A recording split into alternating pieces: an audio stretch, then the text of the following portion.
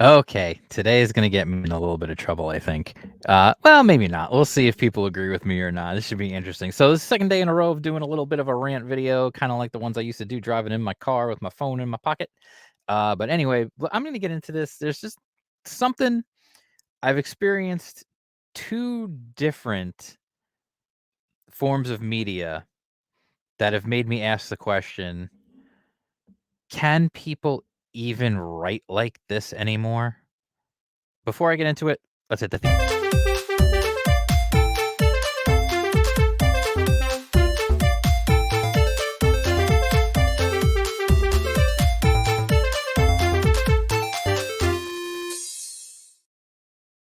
Okay, I am Jam Creates. If you're new here, don't forget to subscribe, hit the bell for notifications, and all that good horse hockey. Anyway, I don't know why I said that. I'm getting a little punch drunk, I think. Anyway, um, I threw myself off with that. That was, like, pretty ridiculous. Uh, anyway, like I said, if you're new here, subscribe. If you've been here for a while, thank you for being subscribed. Don't forget to hit the thumbs up or the thumbs down. Either way, just interact with the video because that's what helps the channel grow. You could also follow me on Twitter at jam_creates, follow me on Instagram at jam_creates, and follow me on TikTok at jam_creates. Okay, getting into the video. I know a lot of people get mad when you take too long to get into the topic of the video, so I'm getting into the topic of the video. People's writing suck. Done. Okay, talk to you soon. No, I'm kidding.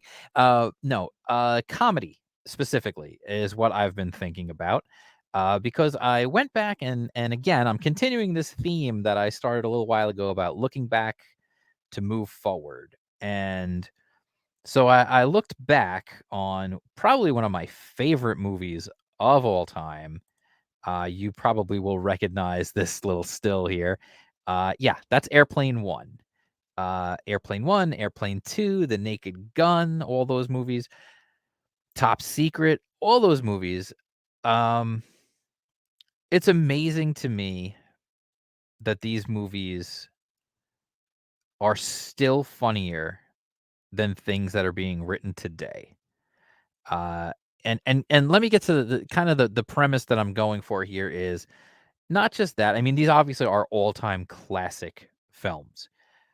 My thing is, I'm wondering if people are even capable of writing this way today. And now I don't mean, can they get away with the things they got away with in those movies and that kind of stuff? Because obviously they wouldn't. In this day and age of political correctness and everything else, clearly they would not get away with some of the jokes they made back then. I mean, they're slapping women, they've got the native tribe that they go to help playing basketball and like all sorts of things that would just get them ripped apart today. Um, however, even removing that from the equation, uh the fact that they do this, what I like to call machine gun humor, is something that I just don't think people could do today. And I don't just mean now, I mean in the last like 10 years, maybe even longer, maybe 15 years. Comedies have become unfunny. Really, there's very few comedies that are genuinely funny, and the ones that are funny here and there throughout the movie. You maybe can name like a handful of good lines, and you can name, a few really funny bits. Uh, but for the most part, they're just okay. They're not the kind of ones that are going to stick with you like these movies did, and it's not just film. See, that's the other thing, like, the airplane see, this is kinda my point, like, I know some people are gonna look at it and go, "Well, not everything should be this absurdist humor," and you're right, not everything is meant to be absurdist humor. So that brings me to a little something I was talking about yesterday. I had mentioned yesterday that I've been listening to some old, classic radio, and, I talked mostly in that video about, um detective shows and things of that nature. But what I mentioned, and I didn't get into it too specifically, was comedy.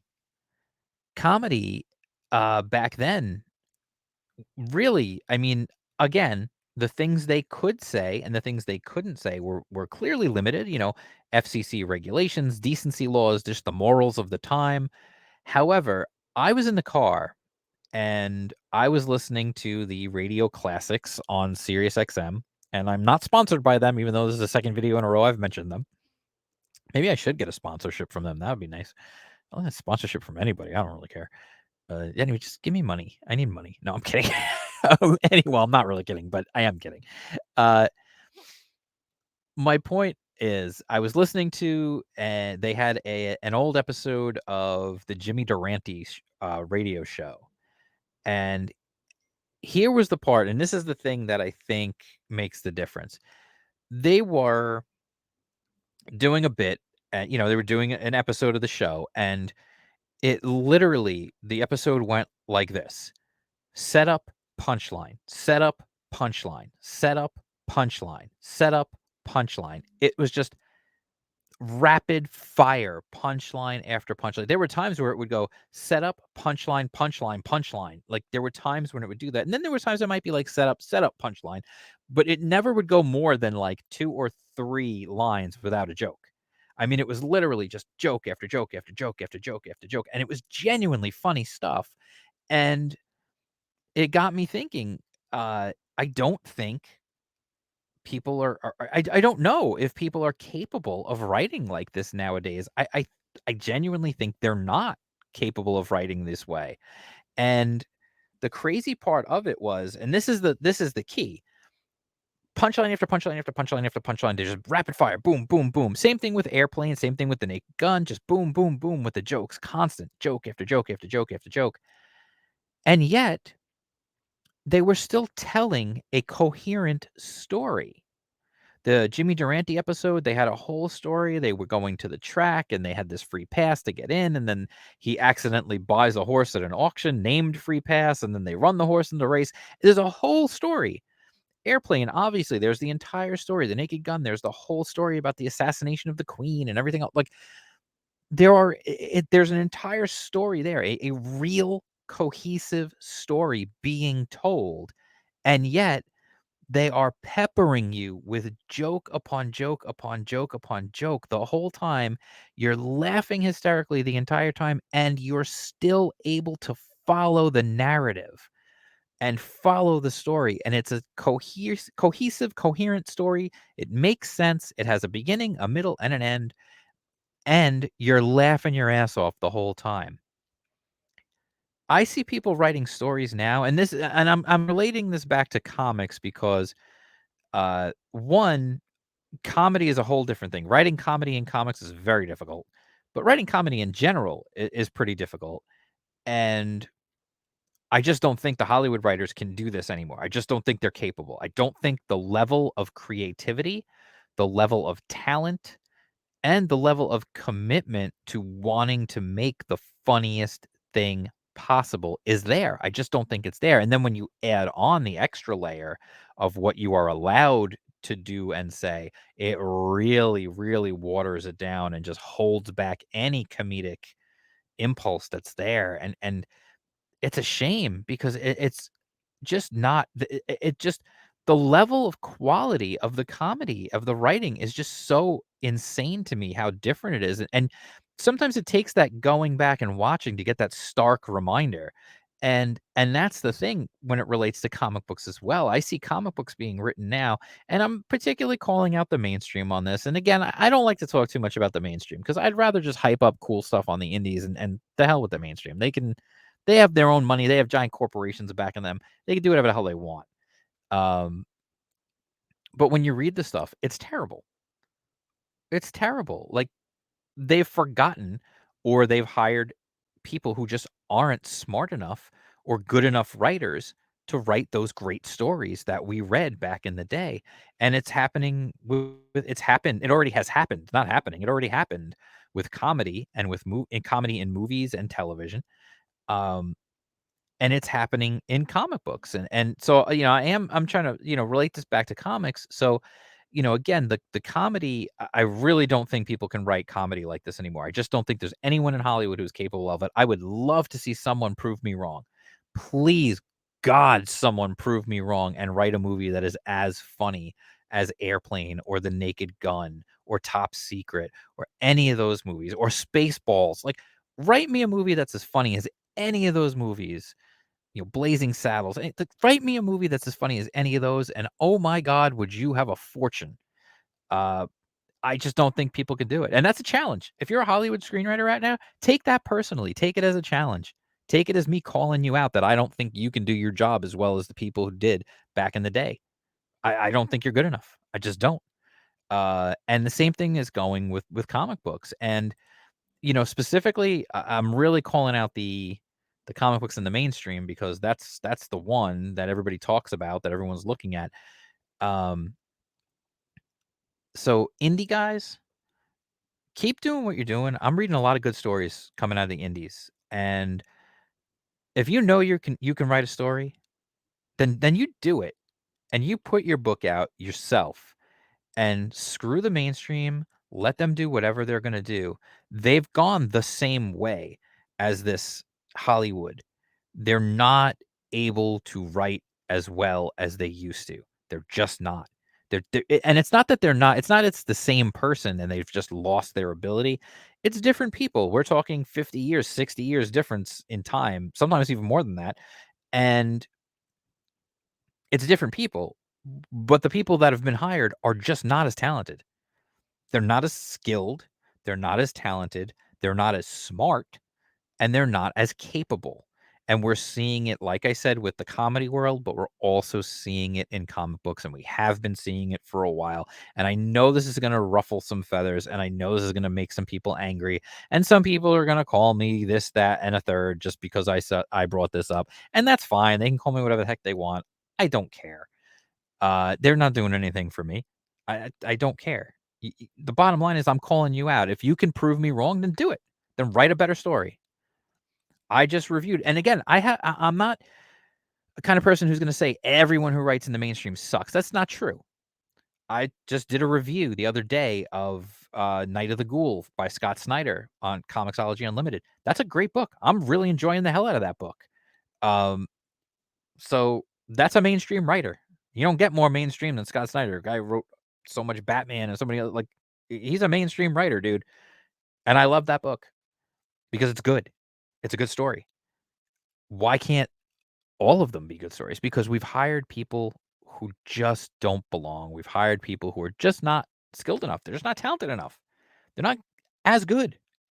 It's a simple fact when you can compare and contrast a comic book story from 20 years ago to a comic book story today, and the one from 20 years ago still holds up, still entertains, still tells a complete story, and still gets you involved and wanting to read either the rest of the story, the next issue, or continuing to read stories involving those characters because it was so well written, as opposed to the ones today that you yawn through and you flip through and nothing happens over 20 pages because that's all they do now is 20 pages.